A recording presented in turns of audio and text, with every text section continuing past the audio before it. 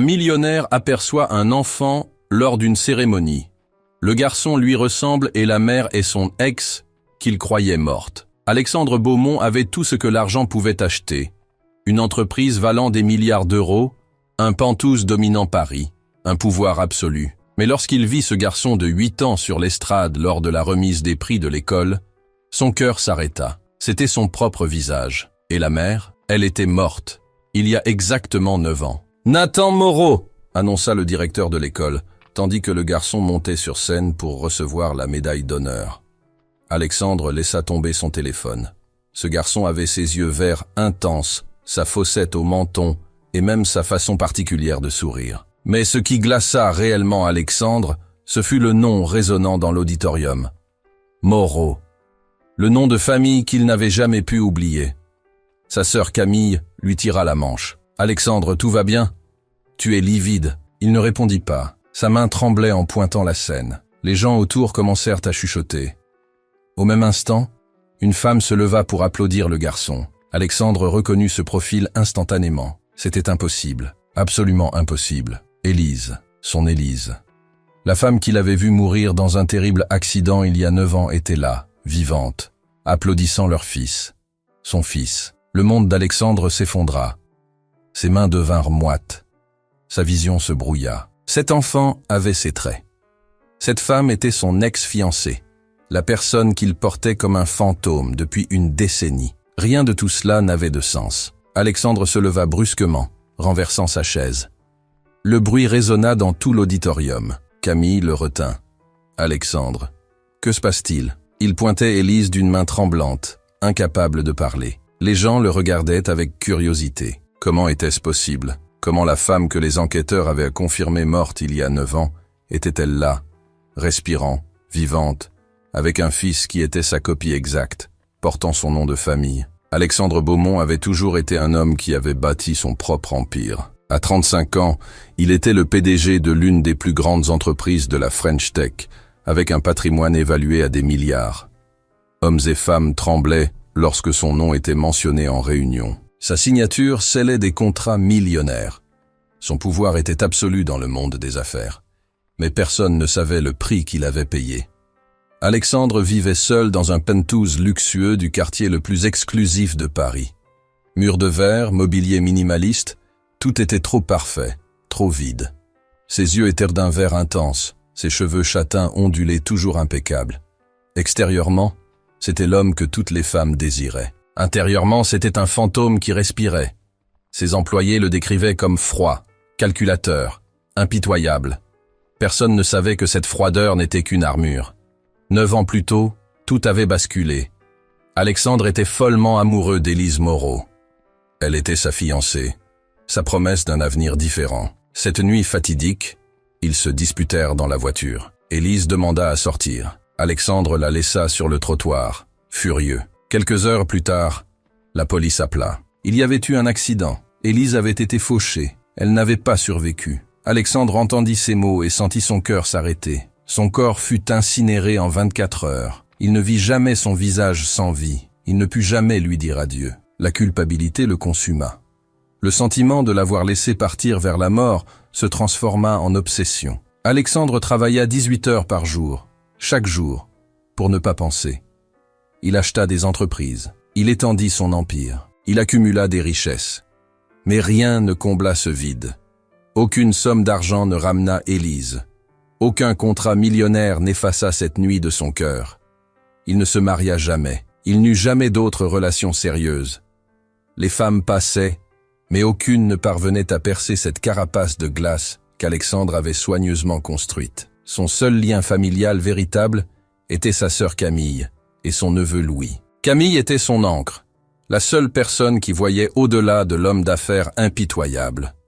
Elle insistait pour qu'il assiste à des événements, qu'il rencontre quelqu'un, qu'il vive. Alexandre hochait la tête, faisant des promesses qu'il savait ne pas pouvoir tenir. Cette remise des prix de son neveu Louis n'était qu'une obligation de plus. Alexandre ne voulait pas être là, au milieu de sourires forcés et de conversations vides. Mais Camille avait tant insisté. Il s'assit dans l'auditorium, ennuyé, vérifiant ses emails professionnels sur son téléphone. Il ne s'attendait pas à ce que sa vie entière implose cet après-midi-là. Il ne s'attendait pas à voir l'impossible.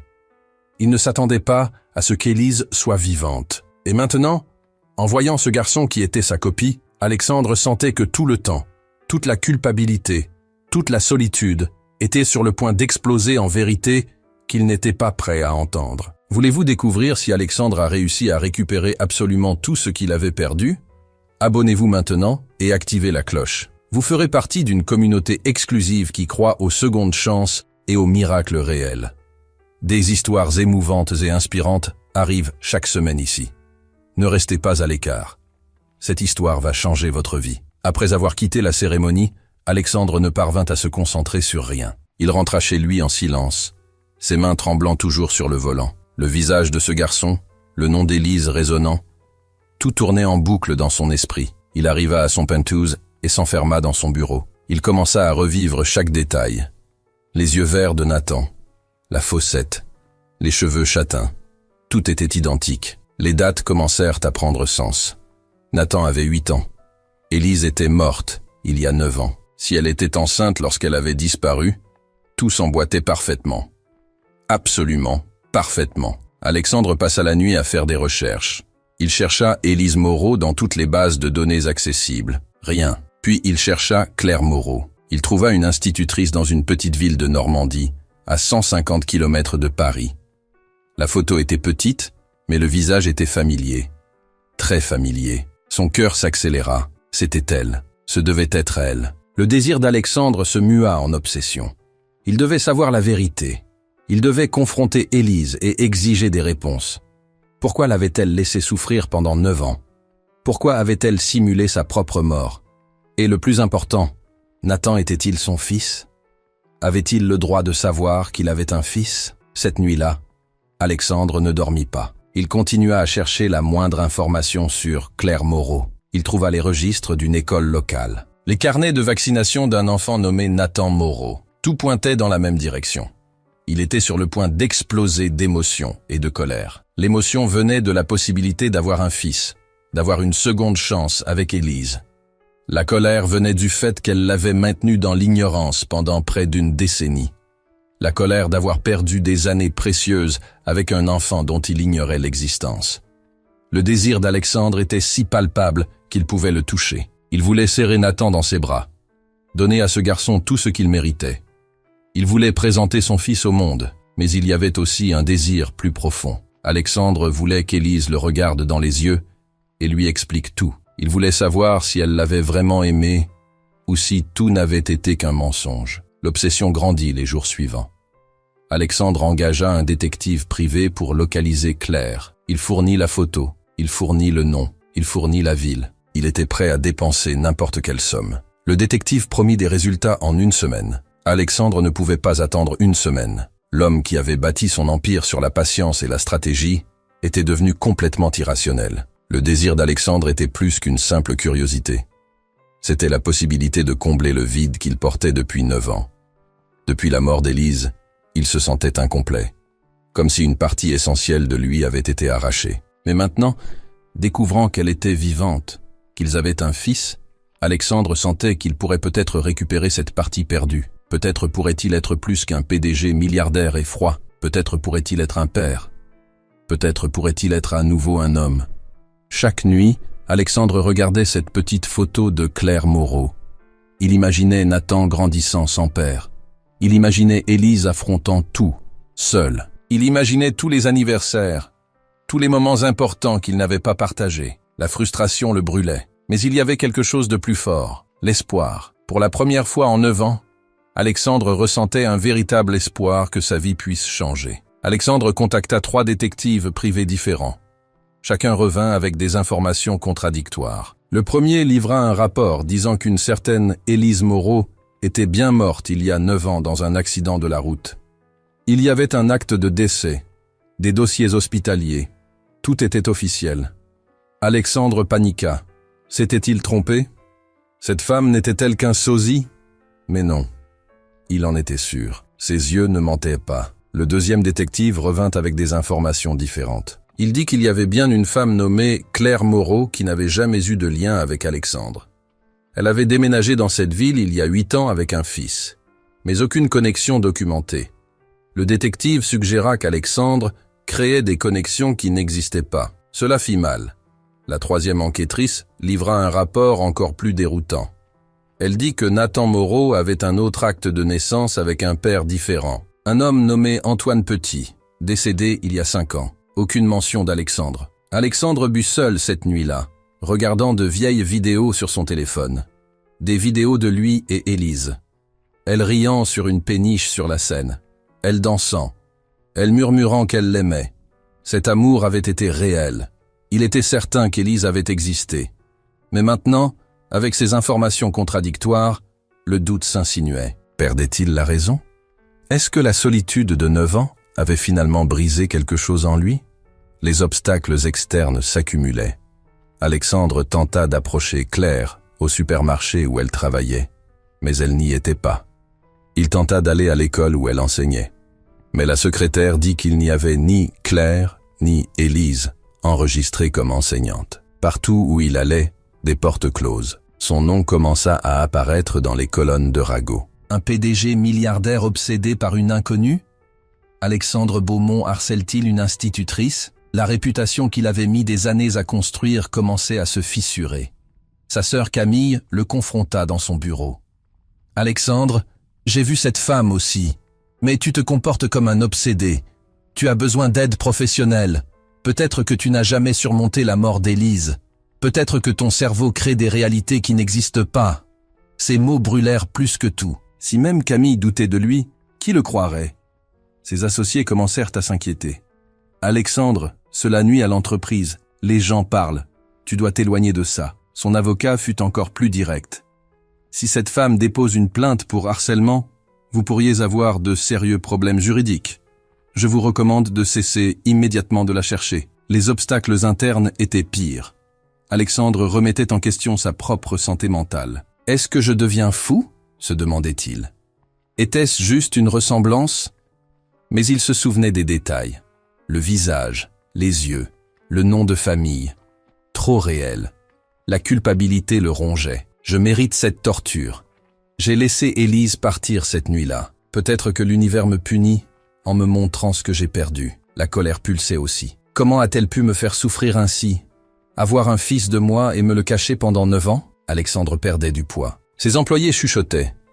Il ne dormait plus. Son appartement devint un chaos de papiers et de photos. Sa froideur professionnelle avait disparu. Il était un homme désespéré, au bord de l'effondrement. Et le pire, c'était le sentiment que quelque chose ou quelqu'un travaillait activement pour garder Élise loin de lui.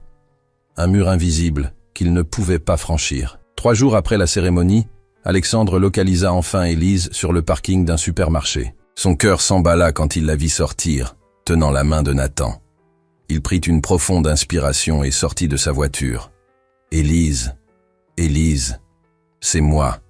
Alexandre !» Elle se retourna, les yeux écarquillés de terreur. Pendant une seconde, Alexandre vit la reconnaissance. Mais elle secoua la tête. « Je m'appelle Claire. Vous me confondez avec quelqu'un d'autre. » Sa voix était différente, plus douce. Mais le timbre était indéniablement le même. Alexandre tremblait. « Non, je sais que c'est vous. Je vous reconnais. Regardez. » Il sortit son téléphone. Il trouva une vieille photo d'eux deux, s'embrassant sur le pont des Arts. « C'est vous et moi. » « Élise, s'il vous plaît, expliquez-moi. » La femme regarda la photo. Son visage devint blanc de peur. Nathan regarda Alexandre avec méfiance, puis enfouit son visage dans les jambes de sa mère. « Enlevez ça, vous me faites peur. » Élise se retourna vivement, entraînant Nathan. Alexandre la suivit, désespéré. « Attendez, s'il vous plaît. Je veux juste parler. Je veux juste comprendre. Ce garçon, il a mon visage, Élise. C'est mon fils, n'est-ce pas ?» Les gens sur le parking commencèrent à s'arrêter et à regarder. Une femme plus âgée, aux traits identiques à ceux d'Élise, sortit du magasin. C'était sa mère. Alexandre la reconnut. Madame Isabelle. Elle se figea en voyant Alexandre. Son visage se transforma en pure fureur. « Vous, comment osez-vous apparaître ici ?» Madame Isabelle se précipita vers lui. « Laissez ma fille tranquille. Vous n'avez pas déjà fait assez de mal? Vous n'avez pas déjà détruit sa vie ?» Alexandre était confus. « Madame Isabelle, je ne comprends pas. Élise, votre mère, que veut-elle dire? Que s'est-il passé? Élise pleurait silencieusement en serrant Nathan. Le garçon, effrayé, se mit à pleurer aussi. « Maman, c'est qui cet homme? Pourquoi il te parle comme ça ?» D'autres personnes commencèrent à s'attrouper. Un agent de sécurité du supermarché s'approcha. « Y a-t-il un problème ici ?» Madame Isabelle pointa Alexandre. « Cet homme nous harcèle. Il poursuit ma fille et mon petit-fils. Appelez la police !» Alexandre leva les mains. « Non, attendez, c'est un malentendu. Je ne... Mais comment expliquer? Comment dire que cette femme était son ex-fiancée supposée morte? Qui le croirait? L'agent de sécurité s'avança. « Monsieur, je vais vous demander de vous éloigner d'elle. Maintenant. » Alexandre recula, mais ses yeux restaient fixés sur Élise. « S'il te plaît, Élise, explique-moi. Pourquoi mens-tu? Pourquoi me nies-tu » La douleur dans sa voix était si viscérale que certaines personnes cessèrent de le regarder avec réprobation. Mais d'autres chuchotaient des commentaires acerbes. « On dirait un harceleur », dit quelqu'un. « Quel homme perturbé », commenta un autre. Élise le regarda enfin, les larmes coulant sur son visage. « Je m'appelle Claire, je ne vous ai jamais vu, s'il vous plaît. Laissez-nous tranquilles. » Mais il y avait quelque chose dans ses yeux, quelque chose qui criait la vérité que ses mots niaient. Alexandre vit cette lutte interne. Elle voulait dire la vérité, mais quelque chose l'en empêchait. Quelque chose la terrifiait. L'agent de sécurité l'écarta. Il n'opposa aucune résistance. Elle monta rapidement dans sa voiture avec son fils et quitta le parking en trombe. Alexandre resta seul, entouré de visages inconnus qui le jugeaient. Son smartphone était dans sa main. Il vit que quelqu'un avait filmé la confrontation. Il y avait déjà des publications sur les réseaux sociaux. Harcèlement, Julius Stalker agressif, homme qui moleste. Ses photos étaient en ligne. Son visage, ce moment de désespoir, capturé et partagé pour que des milliers de personnes puissent le juger sans connaître l'histoire. Alexandre s'assit dans sa voiture, incapable de bouger. Que s'était-il passé? Pourquoi Élise le niait-elle? De quoi avait-elle peur? Et pourquoi sa mère l'accusait-elle d'avoir détruit sa vie? Les questions tourbillonnaient, chacune plus effrayante que la précédente. Il avait commencé cette journée en espérant des réponses. Il la terminait avec encore plus de mystère. Et maintenant, avec sa réputation ruinée, Alexandre rentra chez lui et alluma la télévision. Mais ses pensées ne quittaient pas la confrontation.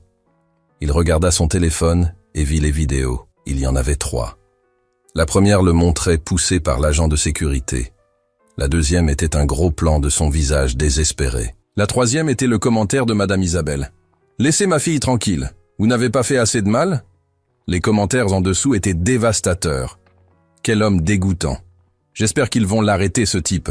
Les hashtags se multipliaient. Stalker, harcèlement, prédateur. Alexandre s'assit sur son canapé en cuir italien, entouré de tout le luxe qu'il avait construit, et se sentit complètement vide. Le téléphone sonna. C'était son associé principal, Philippe. « Alexandre, tu as vu ces publications? L'entreprise souffre. Nos clients sont inquiets. Tes principaux investisseurs veulent te parler. Il faut contrôler ça immédiatement. » Alexandre répondit mécaniquement. « Je m'en occupe. » Mais il savait qu'il ne le ferait pas, car comment expliquer? Sa sœur Camille arriva 2 heures plus tard. Elle avait vu les vidéos. Elle entra dans l'appartement avec une expression sévère. « Alexandre, à quoi pensais-tu? Poursuivre une femme dans un supermarché? Une femme qui a clairement peur de toi ?» Il tenta d'expliquer, mais les mots sortirent confus. « Camille, c'était Élise, j'en suis sûr. Et le garçon, c'est mon fils. Il a exactement mon visage. » Camille secoua la tête. « J'étais là aussi. Oui, il y avait une ressemblance.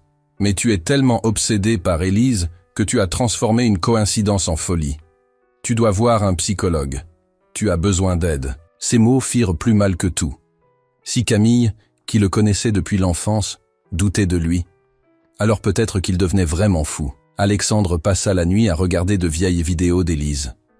1 heure, puis 2, puis 4. Le petit matin arriva, et il était toujours éveillé, se demandant si tout ce souvenir n'était que son subconscient créant un passé qu'il désirait. Les jours suivants furent un cauchemar professionnel. Ses associés convoquèrent une réunion d'urgence. « Alexandre, nous devons discuter de ta santé mentale.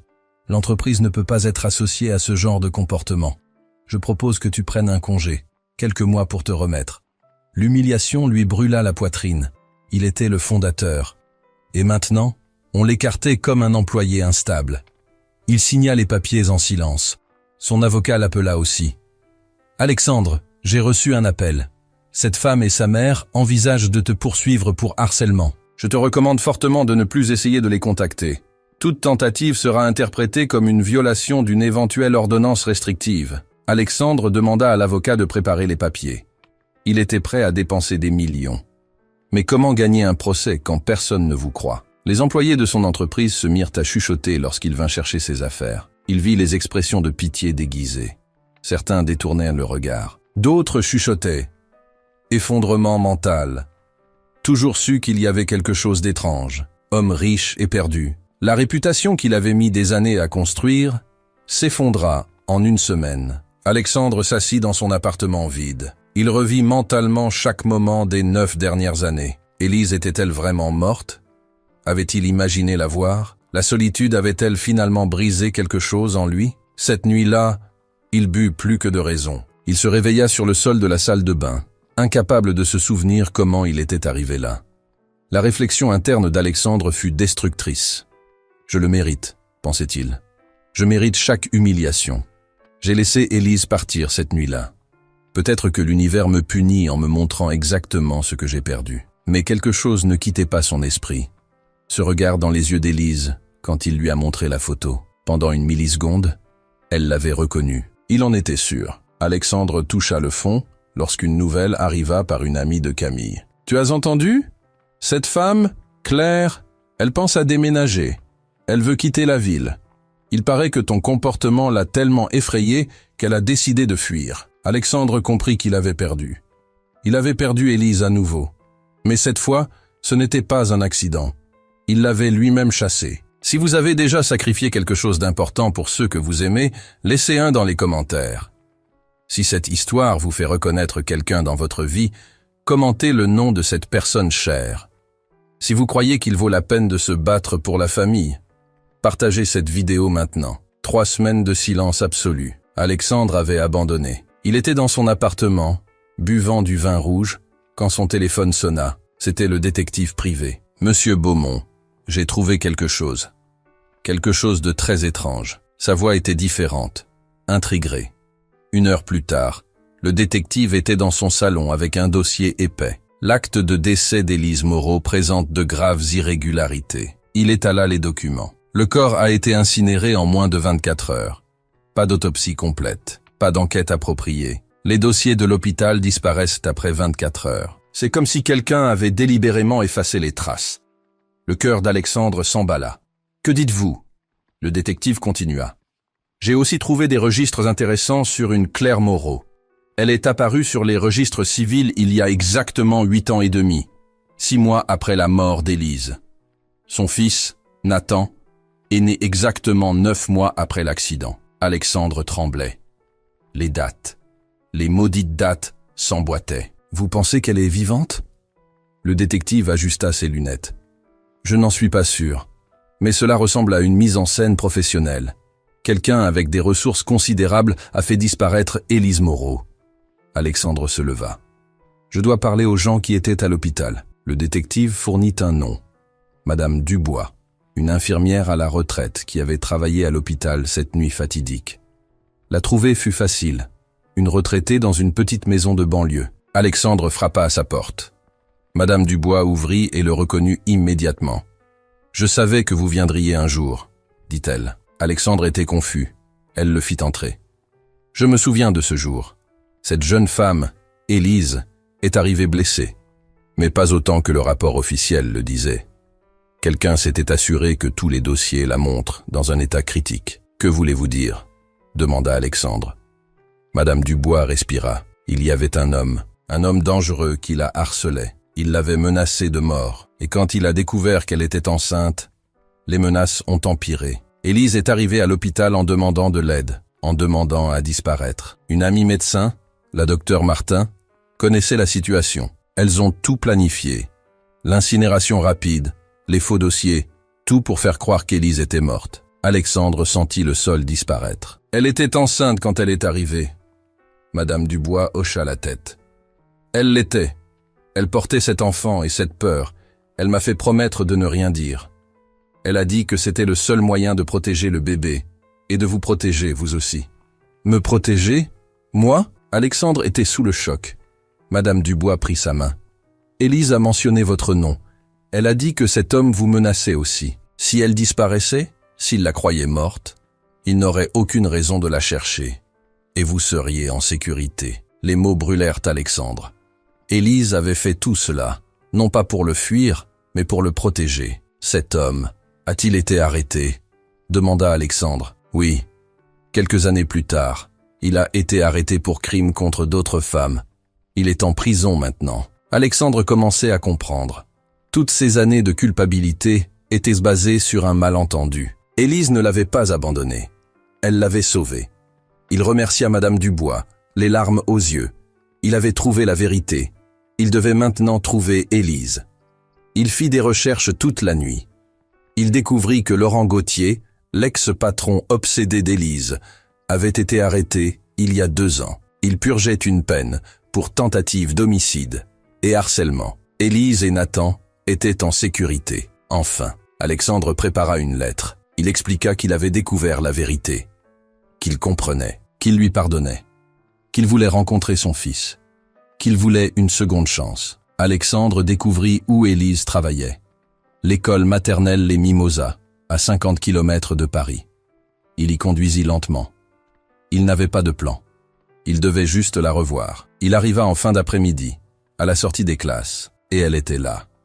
Élise, dans une robe simple, tenant la main de Nathan. Alexandre respira. Son impulsion était de courir et de crier « Je sais !» Mais il se contrôla. Il savait qu'elle avait peur. Il savait qu'il ressemblait à un harceleur. S'il l'approchait, elle fuirait. Alors il fit quelque chose de différent. Il attendit. Quand Élise monta dans sa vieille voiture avec Nathan, Alexandre s'approcha. Il glissa une enveloppe sous l'essuie-glace et quitta le parking avant qu'elle ne le voie. Cette nuit fut la plus longue de sa vie. Il imaginait Élise lisant sa lettre. 2 jours passèrent sans réponse. Il pensait avoir échoué. Mais le 3e jour, il reçut un message d'un numéro inconnu. « Parc Montsouris. Demain, 15h. J'amènerai Nathan. Ne me forcez pas à fuir à nouveau. » Alexandre arriva au parc avec 30 minutes d'avance. Il faisait les 100 pas, nerveux comme un adolescent. Ses mains tremblaient. Toute sa froideur professionnelle avait disparu. Il n'était qu'un homme qui avait passé 9 ans à pleurer un amour, pour découvrir que cet amour s'était sacrifié pour le sauver. Élise arriva avec Nathan. Le garçon courut immédiatement vers l'aire de jeu. Élise et Alexandre se tinrent à distance, le surveillant. Alexandre commença à parler, mais les mots ne vinrent pas. Il la regarda, vraiment. Il vit les fines rides autour de ses yeux qui n'étaient pas là avant. Des rides causées par des années de stress. Il vit aussi qu'elle était toujours aussi belle. « J'ai lu votre lettre », dit finalement Élise, la voix brisée. « Comment avez-vous découvert ?» Alexandre expliqua pour Madame Dubois, pour le détective. Élise se mit à pleurer. « J'ai voulu te le dire si souvent, Alexandre. Chaque jour, pendant 9 ans. Mais j'avais peur. Je ne savais pas si tu serais en sécurité. Je ne savais pas si cet homme me cherchait encore. » Alexandre lui demanda de tout expliquer. Et Élise parla. Elle parla de Laurent Gauthier, son ex-patron obsédé, des menaces, de la façon dont il avait même suivi Alexandre, prenant des photos, disant qu'il tuerait Alexandre si elle ne revenait pas. Cette nuit-là, quand nous nous sommes disputés, il avait découvert où j'étais. Je savais que tu étais en danger aussi. Prétendre disparaître était le seul moyen de te protéger, toi et le bébé. Notre bébé. Alexandre sentit les larmes couler. Une histoire de sacrifice complet. Tu es la personne la plus courageuse que je connaisse, dit-il. Élise rit, un son fragile. Non, Alexandre. J'ai eu peur chaque jour. Peur que tu me retrouves et que tu me détestes. Peur que cet homme s'échappe. Peur que Nathan réalise qu'il n'avait pas de père. Alexandre prit sa main. Il a été arrêté il y a 2 ans. Il est en prison pour 15 ans. Vous êtes en sécurité. Enfin, il dit qu'il comprenait, qu'il pardonnait, qu'il n'y avait que de l'admiration. « Et si j'avais fait autrement ?» demanda-t-elle. Alexandre répondit « Tu as fait ce qui te semblait juste. Tu nous as protégés. Et maintenant, je peux passer le reste de ma vie à te protéger. » Nathan revint vers eux à ce moment-là, en sueur, heureux. Élise et Alexandre échangèrent un regard. La vérité avait enfin éclaté. Le chemin vers la guérison commençait. Nathan revint vers eux, en sueur et heureux. « Maman, tu as vu?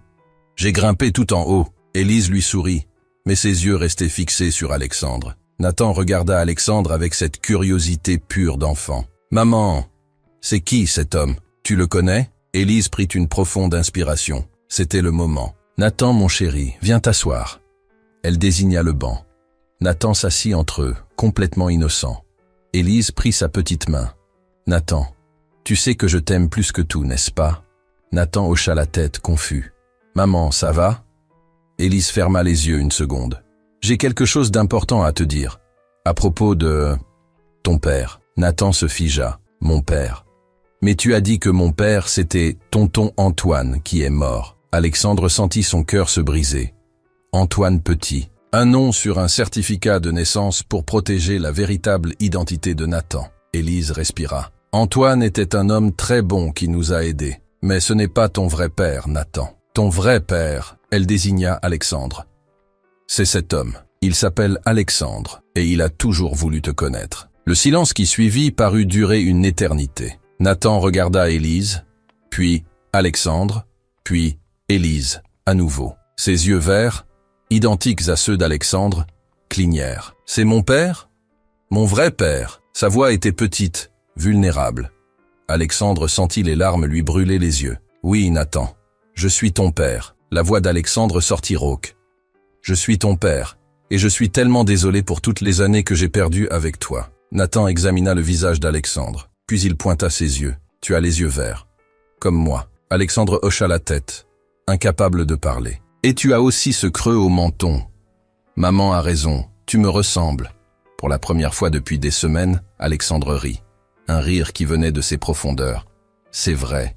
Nous avons le même menton. Tu l'as hérité de moi. » Nathan se tourna vers Élise. « Maman, pourquoi il n'était pas avec moi avant? Pourquoi tu ne m'as pas dit ?» La question était si simple, si directe. Élise attira Nathan près d'elle. « Parce qu'il y avait une raison très importante, mon amour. Une raison que nous t'expliquerons quand tu seras plus grand. Mais la vérité, c'est que ton père a toujours voulu être avec toi. » Alexandre s'agenouilla à la hauteur de Nathan. Son fils, son propre fils. Enfin, après 9 ans à croire qu'il était seul au monde, il avait une famille. « Nathan, je suis Alexandre. Et je suis ton père. Je sais que c'est confus, mais je te promets que je serai là pour toi. Toujours. » Il tendit sa main. Nathan la regarda une seconde. Puis, sans hésiter, il posa sa petite main dans la sienne. Mais ce à quoi Alexandre ne s'attendait pas arriva. Nathan ne serra pas sa main. Nathan se leva et le serra dans ses bras. Un câlin fort d'enfant de 8 ans. « Salut, papa !» murmura Nathan à son oreille. Ces mots brisèrent Alexandre. Il serra son fils contre lui, les larmes coulant librement sur son visage. Il se moquait de son image d'homme fort. À cet instant, il n'était qu'un père rencontrant son fils. Élise les observait, pleurant elle aussi. Ce moment qu'elle avait tant redouté n'était pas le désastre qu'elle avait imaginé. C'était beau, c'était pur. Alexandre, tenant toujours Nathan, regarda Élise par-dessus l'épaule de son fils. Leurs yeux se rencontrèrent. Aucun mot n'était nécessaire. Dans ce parc, au coucher du soleil, Alexandre avait tout ce qu'il avait toujours désiré. Il avait son fils. Il avait la femme qu'il aimait. Il avait une seconde chance. Alexandre serrait toujours Nathan contre lui, tandis qu'Élise se tenait à leur côté. Les gens dans le parc commençaient à remarquer ce moment. Une femme âgée murmura « Regardez comme c'est touchant, on dirait un père qui retrouve son fils. » Alexandre n'entendait rien d'autre que le son de son propre cœur. « Mon fils. » Nathan s'écarta légèrement. « Papa, tu es riche. Maman dit que tu travailles avec des ordinateurs et que tu es important. » Alexandre rit à nouveau. « Oui, je travaille dans la technologie. Et oui, j'ai eu de la chance. » Mais il comprenait que rien de tout cela n'importait. Toute la richesse, tout le pouvoir, ne valait rien comparé au garçon qui le regardait avec admiration. Élise voulut donner un peu d'air à Alexandre, mais il attrapa sa main. « Non, s'il te plaît, je ne veux plus jamais être loin de vous deux. » Sa voix était pleine d'émotion. Élise serra sa main et s'assit sur le banc, Nathan entre eux. C'était la première fois en 9 ans qu'ils étaient tous les trois ensemble. La première fois qu'ils formaient ce qu'ils auraient toujours dû être. Une famille. Dans les minutes qui suivirent, Alexandre posa des questions à Nathan, sur son école, ses amis, ses rêves. Nathan répondit avec enthousiasme. « Je veux être ingénieur comme toi, papa. Maman dit que tu construis des choses importantes. » Alexandre sourit. « Tu sais, je pourrais peut-être t'apprendre quelques trucs. » Nathan sauta de joie. « Oui, je veux !» Élise observait cette interaction avec un mélange de bonheur et de regret.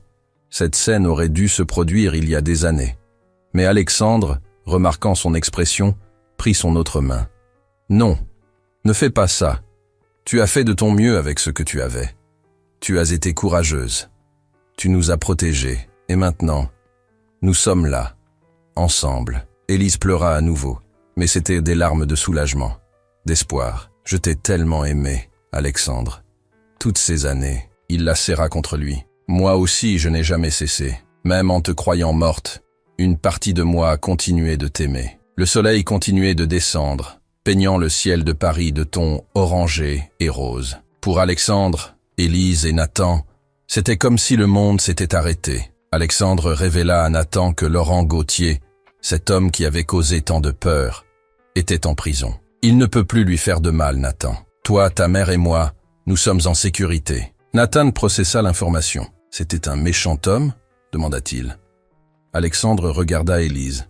« Oui, mais maintenant c'est fini. » Nathan accepta. « Papa, tu vas rester avec nous maintenant ?» La question portait le poids de 9 ans d'absence. Alexandre regarda dans les yeux verts de son fils. « Nathan, je te promets que je ne serai plus jamais loin. Je serai là pour toi, pour ta mère, toujours. » Nathan sourit et posa sa tête sur l'épaule d'Alexandre. « Vrai de vrai ?» Alexandre mit son bras autour de lui. « Vrai de vrai. De tout mon cœur. » Élise observait. Son cœur enfin en paix. Alexandre avait compris. Il avait pardonné. Le changement en lui était visible. L'homme froid s'était transformé en un père aimant. Ce n'était pas l'argent, c'était l'amour. Alors que le soleil disparaissait, ils restèrent là, enlacés. Alexandre embrassa le front d'Élise, puis celui de Nathan. « Vous avez changé ma vie » murmura-t-il. Et à cet instant, son fils s'endormant sur son épaule, et la femme qu'il aimait à ses côtés, Alexandre comprit enfin ce que signifiait être heureux. Un an s'était écoulé. Alexandre n'avait pas précipité les choses avec Élise. Il comprit qu'elle avait besoin de temps. D'abord, ils établirent une routine. Alexandre passait les week-ends avec Nathan. Ils visitaient des musées, et Alexandre apprenait la technologie à son fils. Nathan adorait ces moments. La transformation d'Alexandre fut remarquable. Ses associés ne reconnaissaient pas l'homme qui était revenu à l'entreprise. Il était toujours brillant, mais il ne travaillait plus 18 heures par jour. Il quittait des réunions importantes pour assister au spectacle de l'école de Nathan. Il annulait des conférences pour dîner avec son fils. Ses collègues chuchotaient. Alexandre a enfin trouvé quelque chose de plus important que le bureau. Élise, de son côté, trouvait la paix. Avec l'aide des avocats d'Alexandre, elle retrouva légalement sa véritable identité. Elle n'était plus Claire, la femme effrayée. Elle était redevenue Élise Moreau. Une fois en sécurité, elle reprit ses études. Elle obtint un master en psychologie de l'enfance avec le soutien financier et émotionnel d'Alexandre. Ses professeurs notèrent sa compréhension profonde du traumatisme chez les enfants. Nathan était la preuve vivante des secondes chances. Le garçon qui avait grandi sans père en avait maintenant un, présent et aimant. Alexandre lui enseignait les affaires, mais aussi les valeurs, l'humilité, le respect. Tu comprends, Nathan? L'argent n'est qu'un outil. Ce qui compte, c'est comment tu traites les gens. La leçon la plus profonde pour Alexandre concernait le sacrifice. Élise avait renoncé à sa propre vie, à ses rêves, à leurs relations, pour protéger ceux qu'elle aimait. Elle avait choisi de disparaître. Alexandre comprit que cet acte d'amour dépassait toute richesse. Il apprit aussi le pardon. Il pardonna à Élise d'avoir disparu. Il se pardonna de ne pas l'avoir protégée. Car au final, la rancune ne ferait que l'éloigner de sa famille. Et sa famille était tout ce qui comptait. L'histoire d'Alexandre, Élise et Nathan lui rappelait que la vie ne consiste pas à accumuler des richesses. Elle consiste à être présent, à aimer profondément. 6 mois après cette rencontre au parc, Alexandre et Élise s'embrassèrent à nouveau. Ce n'était pas planifié. C'était simple, dans leur cuisine, pendant que Nathan faisait ses devoirs. Leurs doigts se touchèrent, leurs regards se croisèrent. Et tout ce qu'ils avaient partagé, toute la douleur, tout l'amour silencieux, explosa dans ce baiser. Nathan les vit et rit. « Vous allez vous marier ?» demanda-t-il innocemment. 1 an complet se passa depuis la rencontre au parc. Alexandre et Élise se marièrent lors d'une petite cérémonie, intime. Nathan porta les alliances, un sourire jusqu'aux oreilles. Madame Isabelle, la mère d'Élise, comprit enfin qu'Alexandre s'était racheté. Elle le serra dans ses bras. « Merci d'avoir ramené ma fille à la vie. » Camille, la sœur d'Alexandre, pleura pendant toute la cérémonie. « Tu le méritais, » dit-elle à son frère. Ce qui se passa ensuite fut tout aussi important. Alexandre créa une fondation, un programme de bourse pour les femmes victimes de violences et de harcèlement qui souhaitaient reprendre leurs études. Il y investit des millions. Il nomma Élise directrice exécutive. Elle, qui avait souffert en silence, aidait maintenant d'autres femmes à trouver la sécurité et l'espoir. Madame Dubois, l'infirmière qui avait révélé la vérité, fut invitée à travailler comme consultante. Alexandre insista pour la récompenser. « Vous avez fait le bon choix, » lui dit-il. « Vous m'avez permis de retrouver ma famille. » Élise redevint la femme qu'Alexandre avait connue, mais avec une nouvelle profondeur. Une résilience, un but. Elle ne faisait pas qu'enseigner aux enfants. Elle changeait des vies. Ses élèves disaient souvent « Madame Élise comprend quand nous sommes tristes. C'est comme si elle savait. » Nathan grandit en voyant un père qui aimait sa mère. Il grandit dans un foyer où l'amour était sûr et vocal. Il grandit en sachant que sa mère avait tout sacrifié pour lui. À 16 ans, Nathan savait déjà qu'il voulait travailler dans la protection des droits de l'homme. Il voulait utiliser les avantages d'avoir un père riche pour aider ceux qui n'avaient pas de voix. L'histoire d'Alexandre, Élise et Nathan n'est pas seulement une romance. C'est une histoire de choix. C'est comment le sacrifice peut transformer une vie. C'est comment pardonner. Et c'est comment, malgré tout, le véritable amour trouve son chemin. Alexandre comprit enfin que ce n'était pas la richesse qui définissait sa vie. C'était la connexion humaine. C'était être présent, aimer et être aimé. Et chaque jour, en voyant Nathan et Élise, il se rappelait que la vie lui avait donné une seconde chance. Et il n'en gaspillerait pas une seconde. Si cette histoire a touché votre cœur, vous n'êtes pas seul. Des milliers de personnes font des choix impossibles. Des milliers de personnes sacrifient leurs rêves pour protéger ceux qu'elles aiment. Élise a fait face à une situation terrible et a choisi le chemin le plus difficile, le sacrifice silencieux. Parce que parfois, aimer quelqu'un signifie disparaître. Mais cette histoire parle aussi de seconde chance. Personne ne mérite d'être jugé sans connaître toute l'histoire. Combien d'entre nous ont jugé quelqu'un sans savoir ce qu'il traversait? Alexandre a accusé Élise de l'avoir abandonné. Le public l'a jugé. Mais derrière chaque action, il y avait de l'amour. Laissez en commentaire. Auriez-vous fait la même chose qu'Élise pour protéger ceux que vous aimez? Commentez, il n'est jamais trop tard si vous croyez aux secondes chances et que le véritable amour surmonte tous les obstacles. Taguez cette personne qui a besoin d'entendre ce message d'espoir aujourd'hui. Partagez cette vidéo avec quelqu'un qui traverse un moment difficile. Partagez avec quelqu'un qui pense qu'il n'y a plus d'espoir. Cette histoire d'Alexandre, Élise et Nathan montre qu'il est possible de tout surmonter quand il y a un amour véritable. Abonnez-vous à la chaîne pour plus d'histoires qui touchent l'âme et restaurent la foi en l'humanité. Activez la cloche pour ne pas manquer nos prochaines histoires émouvantes. Quelle histoire voulez-vous voir dans la prochaine vidéo? Laissez vos suggestions dans les commentaires. Si vous croyez que l'amour véritable surmonte tout, laissez un dans les commentaires. Si cette histoire vous a ému aux larmes, laissez un. Si vous pensez qu'il faut toujours donner une seconde chance, laissez un. Rappelez-vous toujours, derrière chaque visage se cache une histoire non racontée. Derrière chaque choix difficile se cache une raison que nous ignorons. Et parfois, la fin heureuse est plus proche que nous ne l'imaginons. Il suffit d'avoir le courage de chercher la vérité et de donner une seconde chance.